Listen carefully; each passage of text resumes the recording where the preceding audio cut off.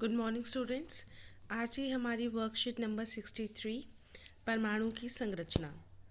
तो हम परमाणु की संरचना अपनी लास्ट क्लास में हम लोगों ने संयोजकता के बारे में जाना था और इससे पहले भी हम लोग जान चुके हैं कि प्रोटॉन्स, इलेक्ट्रॉन्स और न्यूट्रॉन्स ये तीन जो होती हैं छोटी इकाइयाँ ये परमाणु की संरचना में शामिल होती हैं।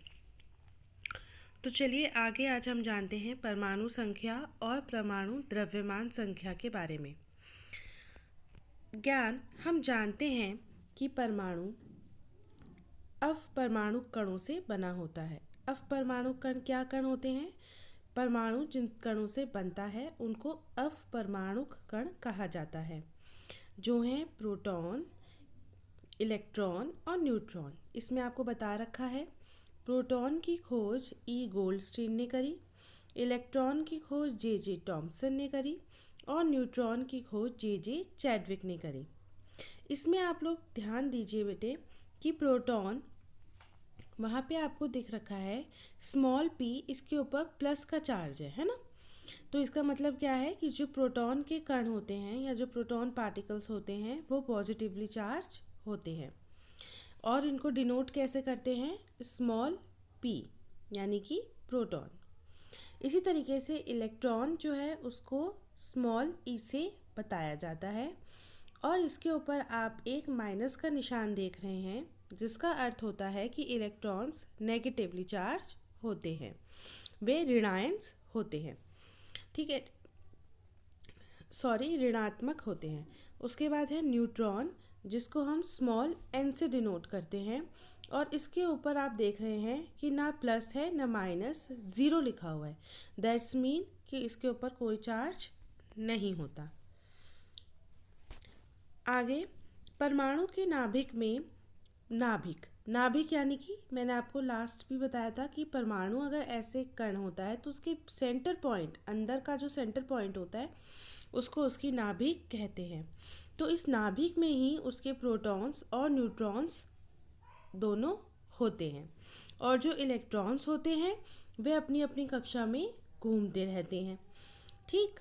तो किसी परमाणु के नाभिक में उपस्थित प्रोटॉन की जो कुल संख्या होती है वही परमाणु की संख्या कहलाती है।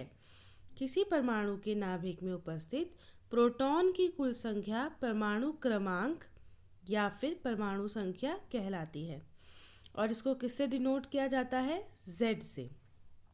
Z यानी कि परमाणु संख्या की बात हो रही है और ये किसके बराबर होती है?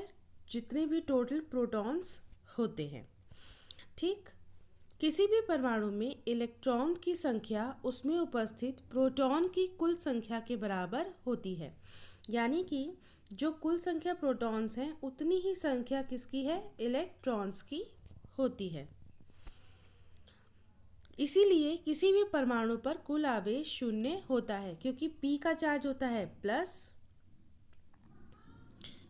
p का चार्ज जो होता है वो होता है प्लस और e का चार्ज होता है माइनस। तो जितने प्लस हैं उतने ही माइनस हैं, तो इसका मतलब अल्टीमेटली कितने हो गया? 0। लेकिन जब कोई परमाणु इलेक्ट्रॉन लेता या देता है तो उस पर असंतुलित हो जाता है और उस पर आवेश आ जाता है।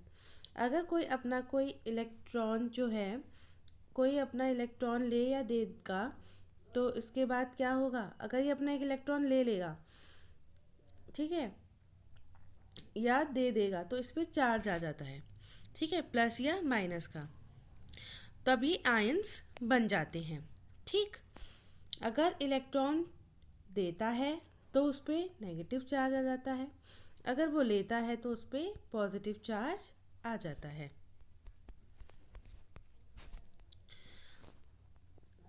और आयन का निर्माण होता है। अब देखिए द्रव्यमान संख्या। तो एक प्रोटॉन का द्रव्यमान एक इकाई है या एक आवेश हम मानते हैं, ठीक है। न्यूट्रॉन का कोई द्रव्यमान भी एक इकाई है लेकिन उसका आवेश कितना है? 0 है। एक इलेक्ट्रॉन का द्रव्यमान नगण्य होता है और आवेश कितना होता है? -1 होता है। तो न्यूट्रॉन और प्रोटॉन परमाणु के नाभिक में स्थित होते हैं, इसलिए इन्हें न्यूक्लियॉन भी कहा जाता है, ठीक है। न्यूक्लियॉन भी इनको कहा जाता है क्योंकि ये कहाँ पे स्थित है, पर हमारे परमाणु के नाभिक में। तो अगर क्वेश्चन आता है न्यूक्लियॉन किसे कहते हैं, तो न्यूक्लियॉन कहा जाता है प्रोटॉन और न्यूट्रॉन की कुल संख्या। उसके बाद परमाणु के नाभिक में उपस्थित प्रोटॉन और न्यूट्रॉन की कुल संख्या का जो योग होता है उसको द्रव्यमान संख्या कहते हैं, और द्रव्यमान संख्या ए से डिनोट होती है, यानी कि total number of protons plus total number of neutrons is equal to A. And what is A? A is the परमाणु द्रव्यमान। उसके बाद करते हैं हम बात समस्थानिक की। तो जैसा कि शब्द आपको बताया जा रहा है सम यानी एक जैसा, स्थान यानी स्थान जिन दोनों का एक ही स्थान हो। एक ही तत्व के परमाणु जिनकी परमाणु संख्या समान होती है लेकिन द्रव्यमान संख्या भिन्न होती है, वे समस्थानिक कहलाते हैं। जैसे ये आपको क्लोरीन का एग्जाम्पल दे रखा है यहाँ पे, आप ध्यान से देखिए, क्लोरीन और यहाँ पे लिखा है 17 और इधर लिखा है 35। तो नीचे का अंक बताता है इसकी ये क्या है, परमाणु संख्या है, और 35 इसका द्रव्यमान है।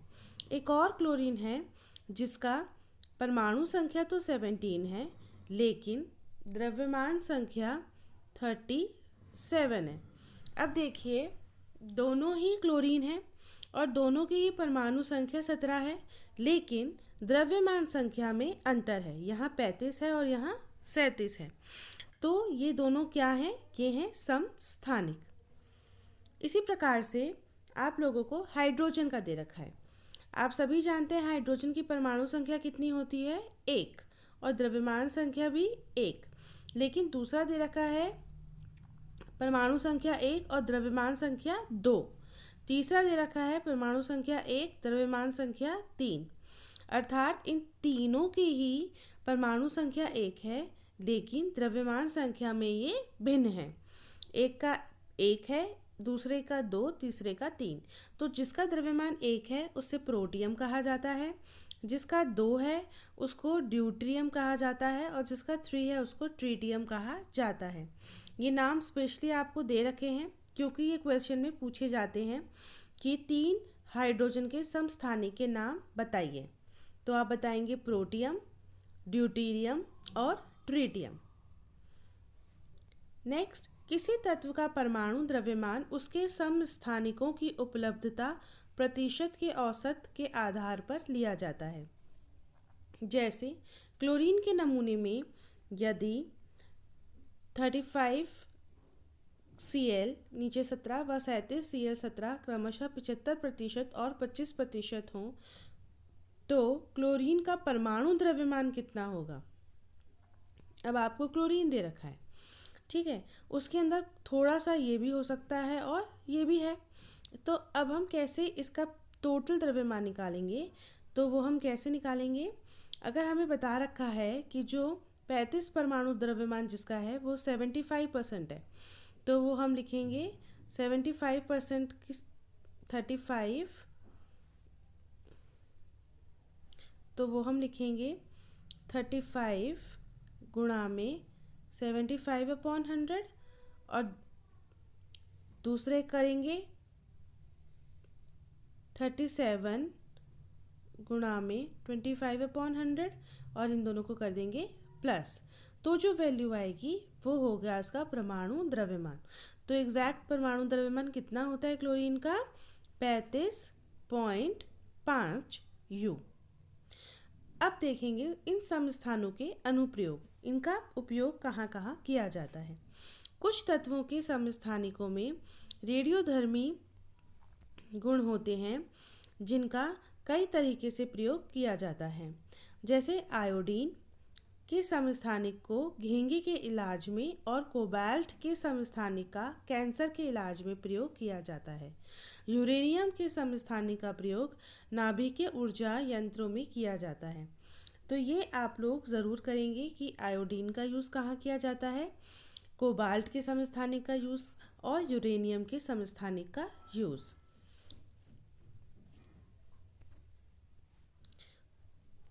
प्रकार से समस्थानिक था वैसे ही समभारिक है, यानी कि सम यानी बराबर और भारिक यानी वजन। तो यहाँ पे उल्टा होता है। यहाँ पे वे तत्व जिनकी परमाणु संख्या भिन्न होती है लेकिन द्रव्यमान संख्या समान होती है वह समभारिक कहलाते हैं। जैसे कैल्शियम और आर्गन, इन दोनों का ही द्रव्यमान 40 यू है, जबकि कैल्शियम की परमाणु संख्या 20 है और आर्गन की 18।